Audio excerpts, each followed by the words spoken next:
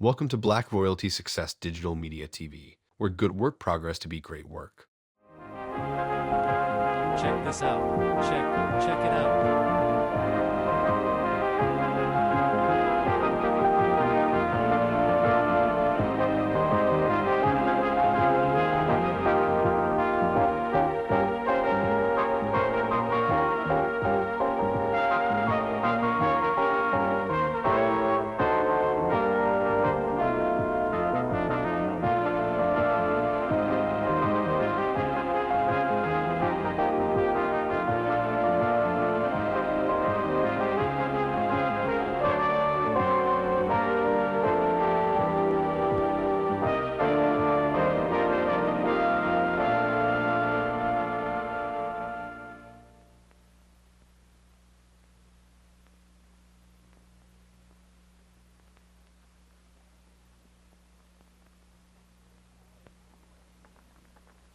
As far as I know, they came from almost every state. I couldn't say that there was just any one place where they predominantly came from. Some of them were just coming maybe from slavery, you know, freed people, and they came west. But the West, my way of thinking, was just a challenge to both black and white. And people are always looking for new fields, new endeavor, new territory. So why not go west?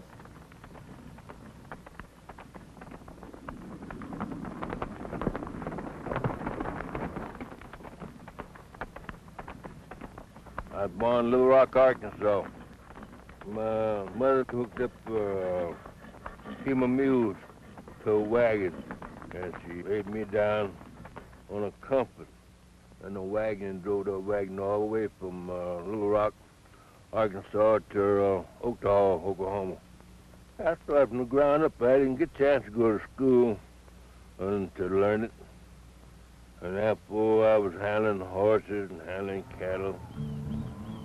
We went out to the pasture, Mr. Smith, the white fellow, and they were going to drive some cattle to the stockyard. We had to drive them 100 and I Black guess Royalty must have been Success about Knowledge 150 Insights. miles. Check it out.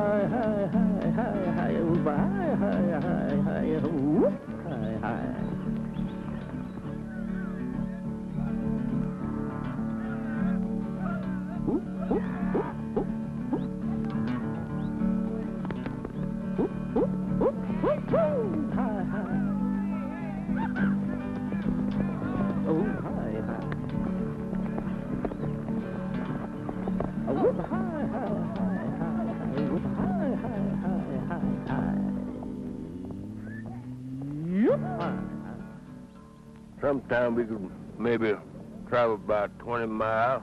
Then after that we'd turn around and stop them. And then one of us would have to guard them. And if I didn't guard them, one of the other boys would got to guard them overnight, you know, on account of wolves and coyotes, you know, and mountain lions coming around, you know. Oh, I guess I must have been around about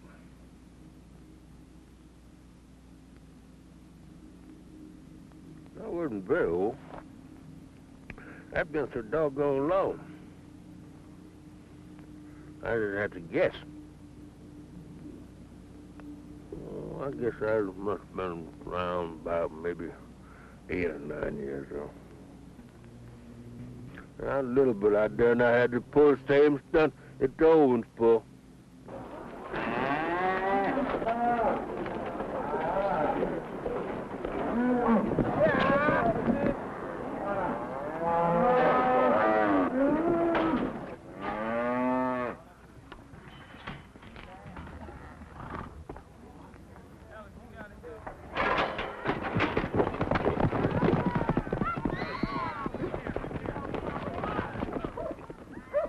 Well, I started riding in 1916. I was around about 15 years old when I started riding the road professionally. My specialty was bulldog and bareback riding. And I filled in on the bronc riding once in a great while, but I wasn't too good on that. We had two top riders there, Ty Stokes and Jesse Stahl. In fact, this Jesse Stahl should have been in the Hall of Fame. He was the top bronc rider, bar none, white or black.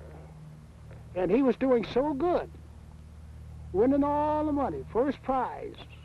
Ty Stokes was doing the same thing. He was a trick roper and a trick rider. Well, he's a tops in both. He could spin 6 ropes at one time. And he had a little rigging hooked up to his hips, a wire deal. He had a rope on each one of these hooks sticking out the side and one in the rear. And the first thing he'd do, he'd start them up, see? He'd start them to going. Then he'd put one in his mouth and start it to going. Then he'd put one in each hand and start it, and there he was. I'm telling you, it was something to see. And he won money around there right and left.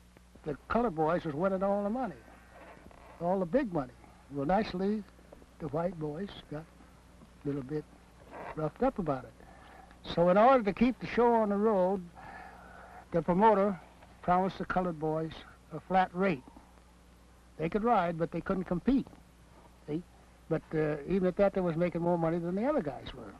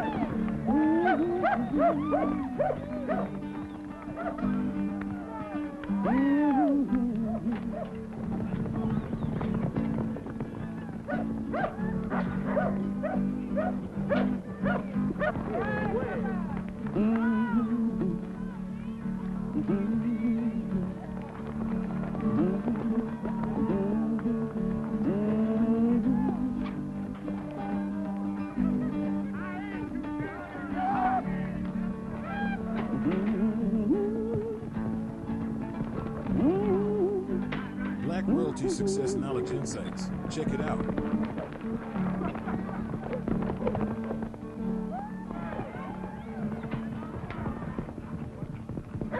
One of the black men came out and watched the rodeo and went back and told the rest of the crowd, and then the rest of the black people came out to watch it because they didn't believe there was any black boys. What was that? Now, this is Jesse Stahl riding backwards. He's the only man that could do that. But on a real tough bronc, he probably wouldn't have been able to. But this is more for a show deal than anything else. That right there looked pretty tough. Yeah, well, this is a bull called Sharky that had never been ridden before. He's the only man that rode it. And here he is on that spinning horse, the glass eye. Yeah. That horse is spinning the circle. Sometimes you turn to the right, sometimes it's left, turn to the left, and change positions in mid-air. Those are kind of the really tough. Now here's another picture of Jesse Stahl. He would pull a horse over backwards or any way that he wanted to, just for show. And didn't get hurt. Sometimes he did, not too bad though. But he did this for show, and that's what the crowd liked. They figured if somebody got hurt or they seen a little blood, why, they all got excited, you know? So I'm come just to see that. Here he is on one of those horses I was telling you about, but the blindfold is still on. Did he hurt himself? This Jesse Stahl? No, he didn't that time. He turned to one side and got out.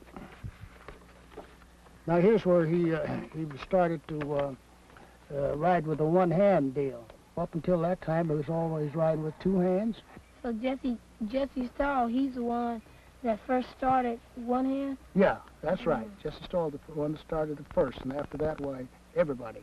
And now, this is where I was riding in Bakersfield. That was on about the last day of the show, and this is the horse that I picked to ride. He wasn't as tough as some of the others, but he put up a pretty good show.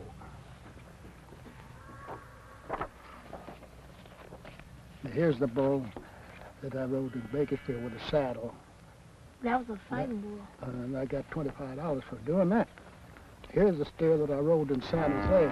Now, whenever they have an accident on the track, there's a little lull, but then they have somebody come out and do some kind of a stunt. So I rode this steer with a flat saddle. And here's what they used to call the suicide ride, 2 on a bull. That was you? No, well, I'm not on this one. Oh. Ty Stokes and Slip Crockett is the one that's riding here with him. Ty Stokes and I were always dreaming up deals to make a little excitement, so we decided to ride 2 on a bull. But every time that we rode, we had to flip heads or tail to see who rode backwards. Black And Royalty it seemed Success like I Knowledge was the one that Insights. always had Check to it ride out. backwards. And I couldn't figure that out. So finally, Jesse Stahl, our buddy, he said, Frank, he says, don't you know what's going on? I said, no. He says, well, Jesse Stahl, he has 2 phony dollars. One with a tail on each side and one with a head on each side. So whichever one you call, you'd lose.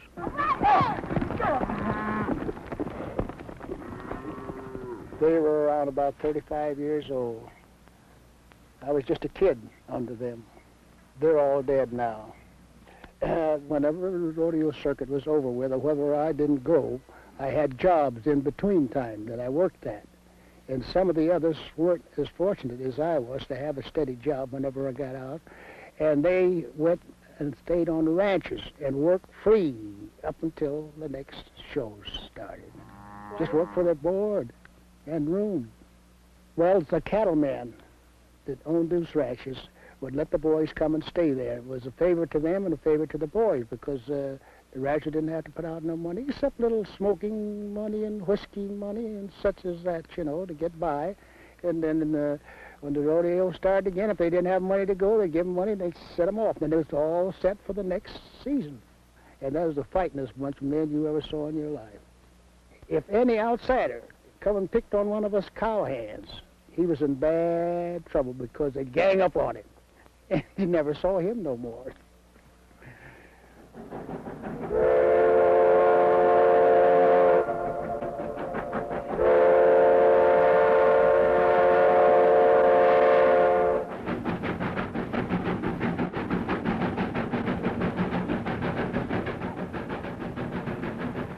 To be frank about it, I was born really on a train. But my mother always said, you are a native of Colorado, and that's it. My grandmother came in a covered wagon in 1876 from Sioux City, Iowa. Mother was 5 years of age. And I'm sure she was looking for a new way of life.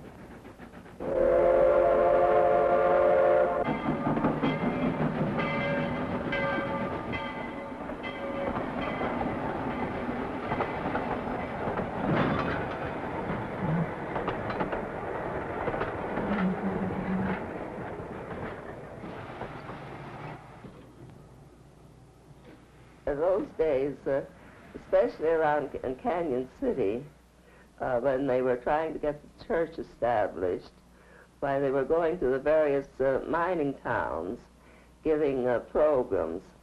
So I would maybe play a duet with Mother. Mother's nickname was Leo because she was born in August, and she was 56 when this was made. There was the piano, the family Bible, my mother being an artist, her paints. So when we moved to the homestead, we couldn't take the piano with us, and it was left with a friend. And after we got settled at the ranch, every now and then Leo, as Papa would say, would start roaring about wanting that piano. Well, she just kept nagging, and so I never will forget that one day Dad took me aside and he says, well, son, he says, I guess Leo's going to get her a piano. He says, I finally figured out a way how we can get it in. We'll go to Rifle the day before, and we'll strap the piano on to the wagon. And he said, I think that we can make it because we'll rope it, and one will stand on each side. Get out. Get out.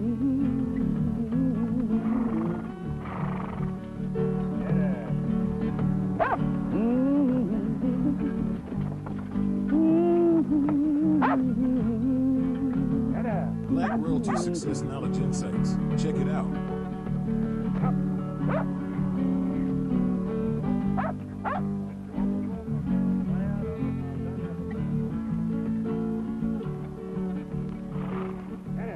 And they got home with the piano about, what it was, sometime around about, I would say 4 or 5 in the afternoon.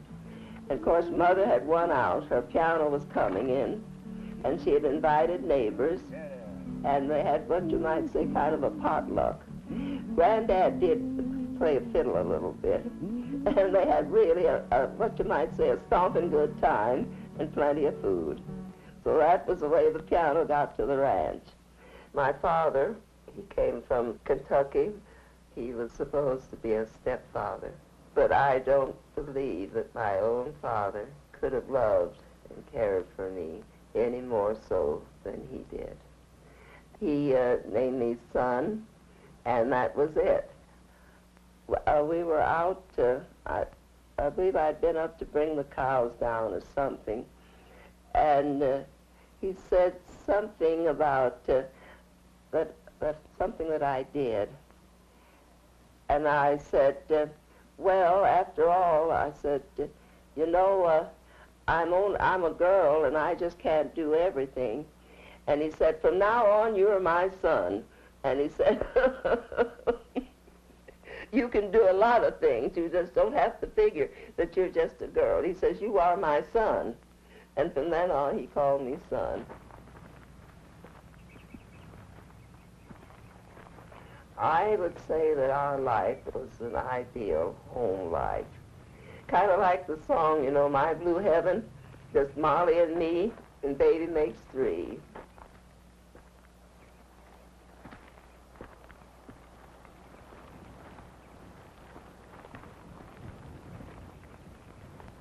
There was a little school, Mount Clara, I think that was the name of it.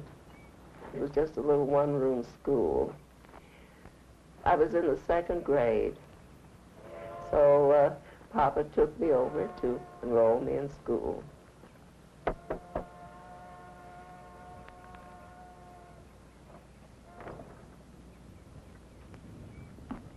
The teacher came to the door.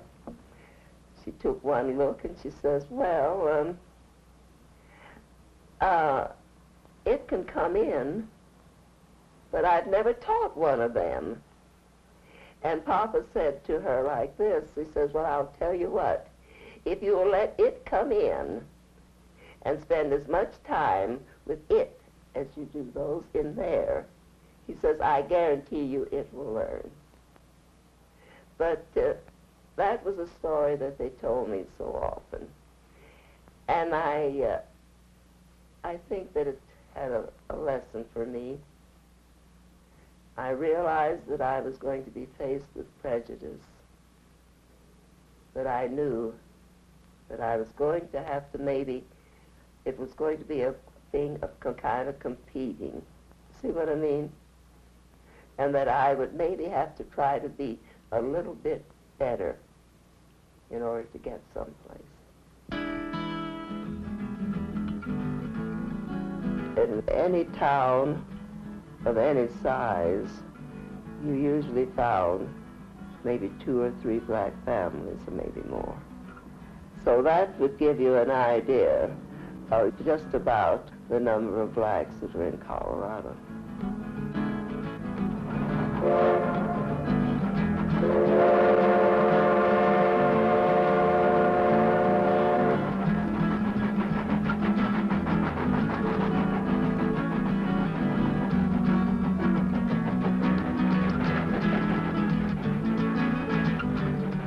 For employment, most of the black men in that community, they worked on the section, or either the Union Pacific or the Burlington.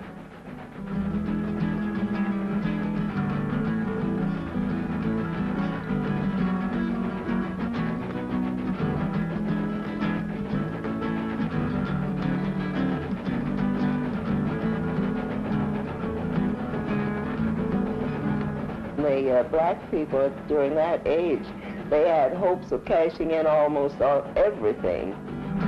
Make my 50 cents a month on the road.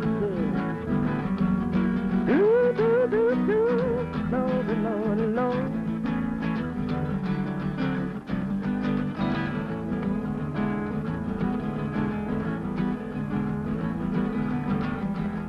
I've been rolling, rolling, rolling. I'm gonna take my 50 cents a month on the road there. Do, do, do, Lord, Lord, Lord. Yeah.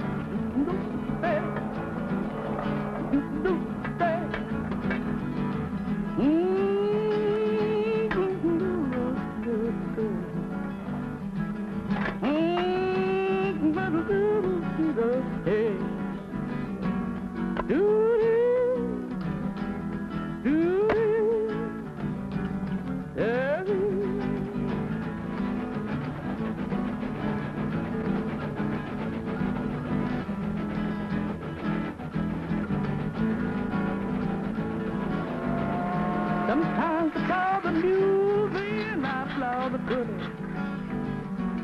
Do-do, do-do,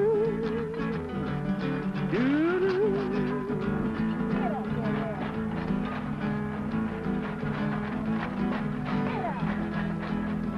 Rolling, rolling, rolling, rolling. Hang on to the road.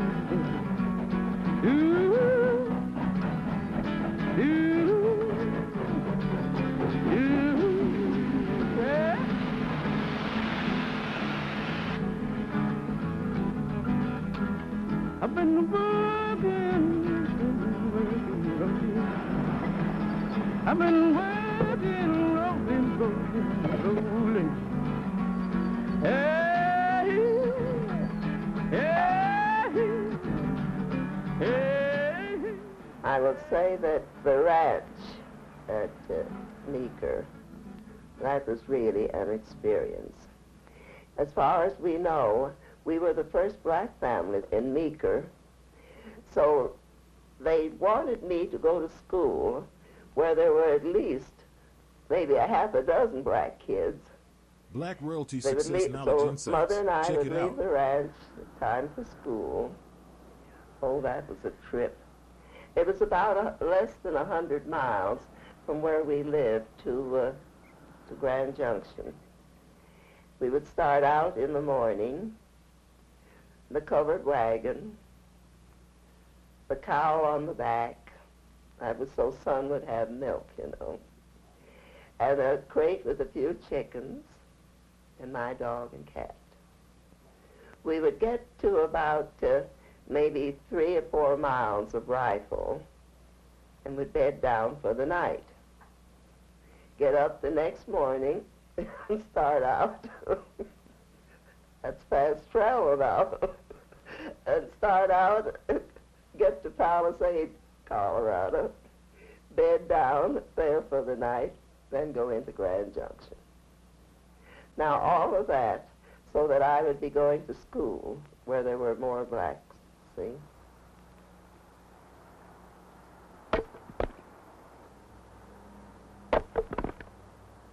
I would say that it was a very pleasant life, but a hard life. And what you got, you really enjoyed. Papa built a room onto our log cabin, sent to Montgomery Ward, and got a galvanized bathtub. I bored a hole in the wall, put a pipe, and a cork, and that was our bathtub. Well, that was a luxury. So all we had to do was heat the water, dump it in there, take a bath, pull the cork, and it'd run outdoors.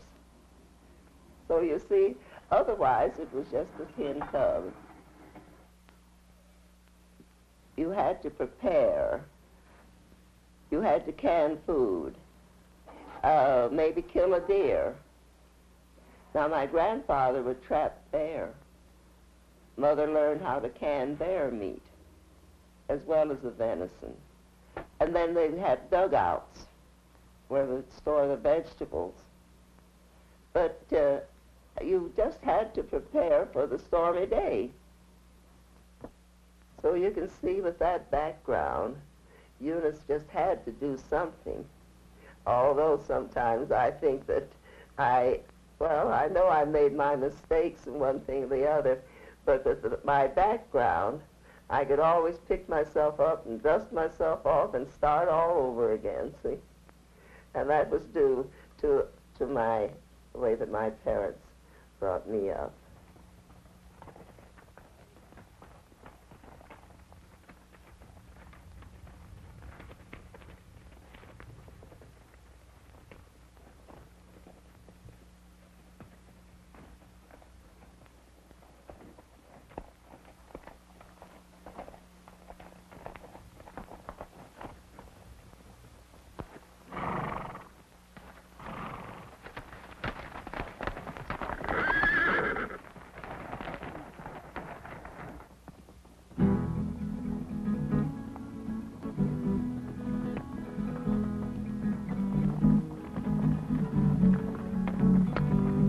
I have always thought that the West was really a challenge, not only to the white, but to blacks.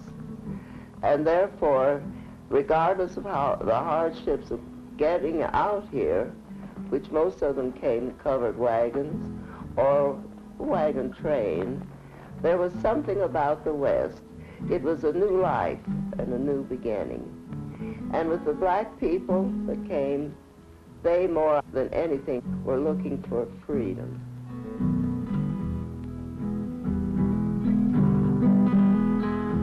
Thank you for watching our digital media, and thank you for your support.